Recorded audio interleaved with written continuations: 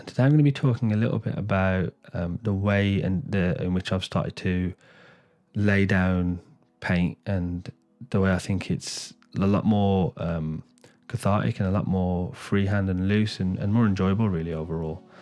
You remember from my last video I was talking about how I didn't really enjoy the really over perfectionist side of using something like Photoshop, because you can undo so many times, because you can manipulate to your heart's content. That can stop you from ever thinking that something is finished. With this image, it took me around about 5 hours, which if you compare that to when I first started painting and creating in Photoshop from scratch without any photographs, so literally just painting an idea from scratch, you're looking at around about 35 to even 50 hours for some of the images that I was working on.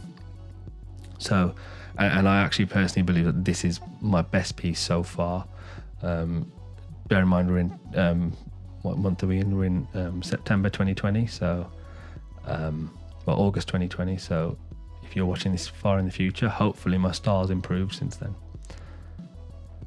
So the real technique that I'm using here is, I think first a bit of a disclaimer, I'm using brushes from Ross Draws. So I've purchased his Essentials brush pack, which is only $3, which is a couple of pounds over in the UK. So it's not too expensive, but he's got two specific brushes that I've used here. And I'm a big fan of really simplifying things. I don't want to overcomplicate anything, because I've got hundreds of brushes that I've created or purchased over the years for different use, but I'm only really getting into obviously painting in the last 4 to 5 weeks, and I just get overwhelmed with so many brushes. I just want to be able to pick up 1 or 2 brushes and just lay it down and enjoy the process. So from his brush pack, Ross Draws brush pack, I've used the brush which is called Painterly to do pretty much everything you see that I'm doing here, and then there's another brush called Marker, which is for the hair. So you just saw me there. I brought in a photo, so that's the reference image on the right. Again, there's a picture of my wife that I took down by the beach in Cornwall. What I was finding at this stage was every time I was laying down paint to create the 3 dimensions of the face, it just wasn't looking human. It was looking very sterile and still and almost like a mannequin. And actually the beauty of Photoshop, which I'm sort of taking from my previous experience, is you can actually, bring in photographs and use it to help aid the believability of the image. So all I've done is I've brought the image of her face in, I've slapped it on top. You can see the face shape is actually completely different, but I've put it on top. I've used soft light and then just erased the outlines, and you can see it's starting to really bring a much more human element to the character.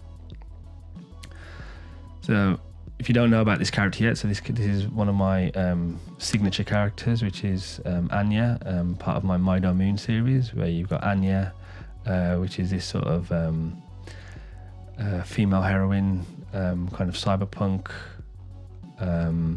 character, and there'll be her cat that she travels along with, which is called Mido. The series is going to be called Mido Moon, hoping ideally to get a book out soon as well, so watch out for that.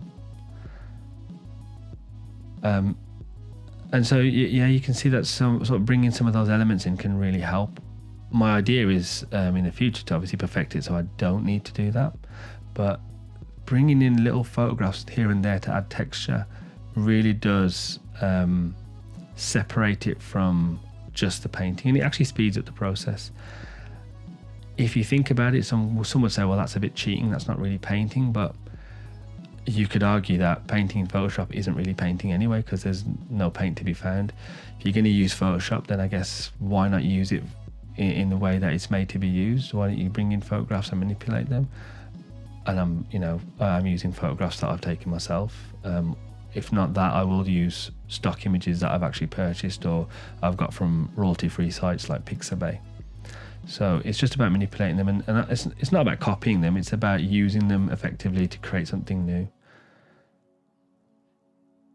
So here you see, similar to the last video, where I'm just, I get the brush and I just slap down paint, slap down basic shapes, and then I just keep painting on top over and over, adding more and more shadow and highlights.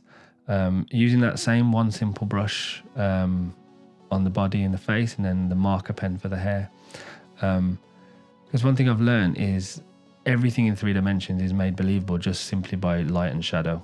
And that might sound really basic, and like how did it take you this long to learn that? But you don't really realize it. I spent a long time making films over the past 10 years, and I've been using lighting obviously quite a lot to shape how the mood and feel of the film is, but I've never actually had to paint with light.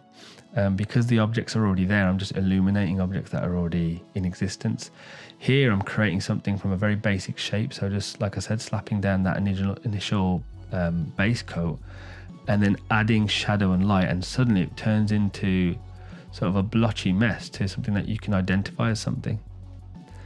At the moment you can see I'm adding a lot of filters. You probably saw me manipulating the form, prematurely adding my signature because I thought I was done as well, and then my wife looked at it and said, "You've forgotten all the different characteristics of the jacket that you'd done in the previous painting." And I thought, I better sort that out.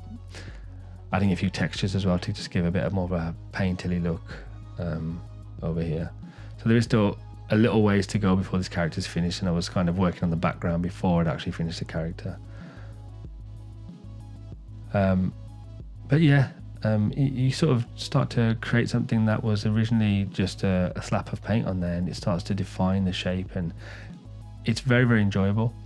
What I tend to do is, like I say, I just keep putting paint down, and it starts to form an object.